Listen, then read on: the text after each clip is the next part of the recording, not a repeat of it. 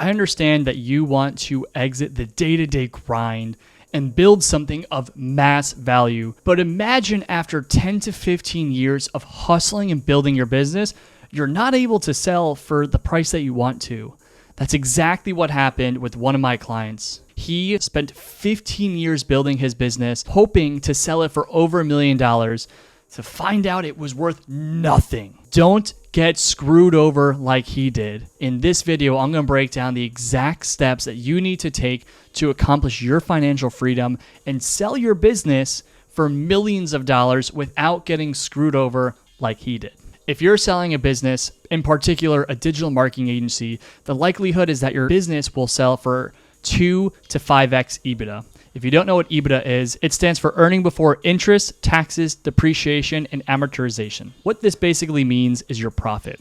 If you want to sell your business, you want to maximize your EBITDA to maximize your valuation.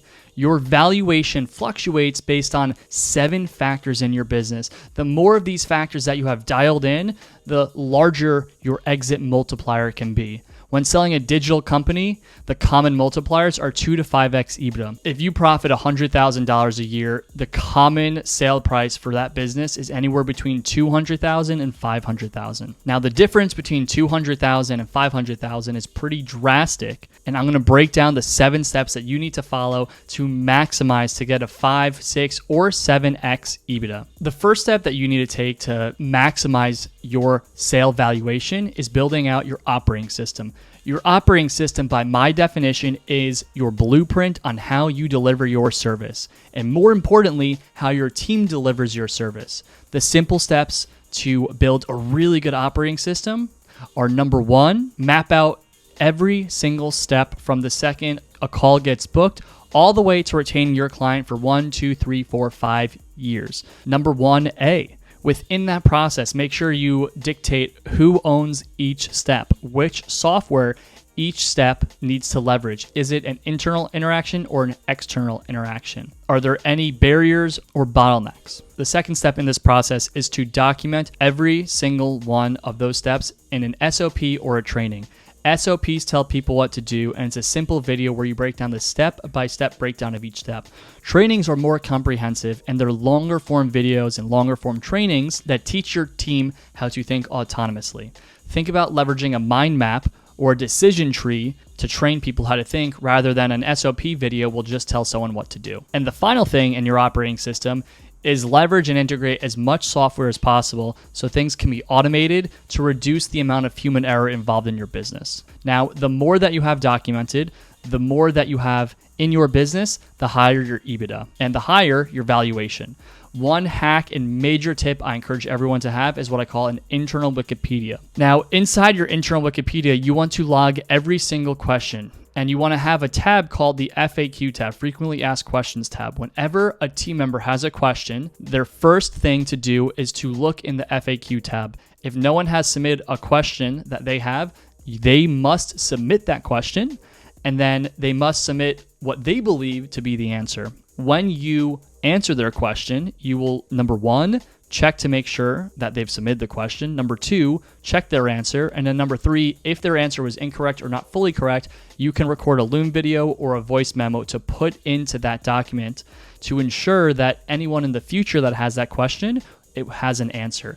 Over the course of 1 to 2 to 3 years, you will have aggregated hundreds of questions that when you go to sell, you're going to have a full blueprint on how to do everything in your business. The second and most important thing that you need in your business to increase your valuation is building middle management. Think about this. When you go to sell, a business wants to acquire your business without any issues. If you are the one that's actually delivering and managing client accounts, you're the one that's managing your people, the business that acquires you is going to have to build their own managerial process. If you already have built that, your valuation will go up. Simple steps that you should know as it relates to this process. Number 1, for each manager that you hire, promote, and train, you want to teach them how to give effective feedback. Number 2, you want to ensure that they do monthly one-on-ones with their employees. A one-on-one is a process where a manager and a direct report go over a series of things. Things that you want your managers to include in their one-on-ones are a general check-in to see how the employee is doing, a performance evaluation on a monthly basis where they go over highs and lows, wins and losses, risks and opportunities. Number 2, a personal check-in where they check in on the employee's personal ambitions and help them accomplish their personal goals. And then number 3, training. They go over specific on-the-job functions and develop them through coaching and training to make sure they can get better. If your management team has this one process, they will slowly start to get a better cadence. The second thing you want your managers to have is daily and weekly audits. The easiest way that you could have a great integration between your managerial process and your operating process is to have an end-of-day report. Your end-of-day report should be tied to your team's project management, where every single day your team members will submit an end-of-day report acknowledging what they did and did not do, what the wins and losses were, what the opportunities and lessons were. By submitting this daily, it gives your managers a simple place to audit performance to make sure that your business is running smoothly. And the most important thing is you need to take extensive time off every year. Before you sell, you need to make sure that you could leave for an entire month without your business falling apart. And the way you can start doing this is by taking off 1 week at a time and assigning your managers to log every single problem that comes up.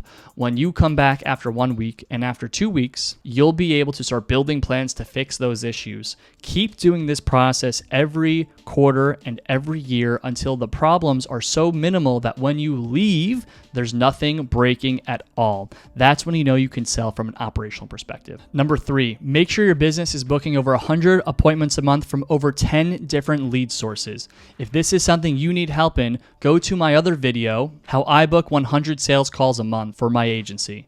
This will break down exclusively where my sources are that I'm getting these leads from and how you can do the same thing. Number 4, build a sales team and ensure they're closing more than 20%. If your company's sales are all founder driven, there's a 3-part process to build a sales team that doesn't rely on you. Number 1 is to hire SDRs. SDRs stand for Sales Development Representatives. And for me and my business, I use these employees to qualify leads. They get on calls to make sure that leads show and leads are qualified. And when those leads are qualified, they book them to a closer. Part 2 is to hire closers. Closers are people that will sell, pitch, and close deals.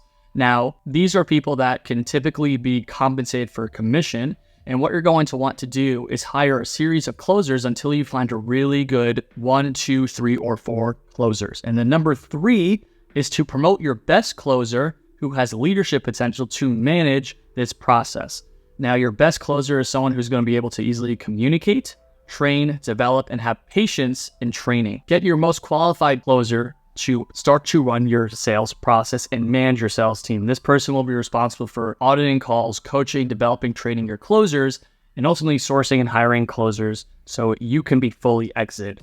With these 3 things, your valuation increases. Number 5, have clear, dialed-in financials. Now, the higher net profit and your profit ratio is, the more your business will sell for. One thing I would encourage you to check out is Profit First. It's a great methodology that you can leverage to increase your profit. But if you are not running your business on sound financials, I would first and foremost encourage you to check out QuickBooks and check out some tutorials on how to increase your profitability. The biggest tip that I could encourage you to optimize and increase your valuation is first and foremost run on a cash-based business.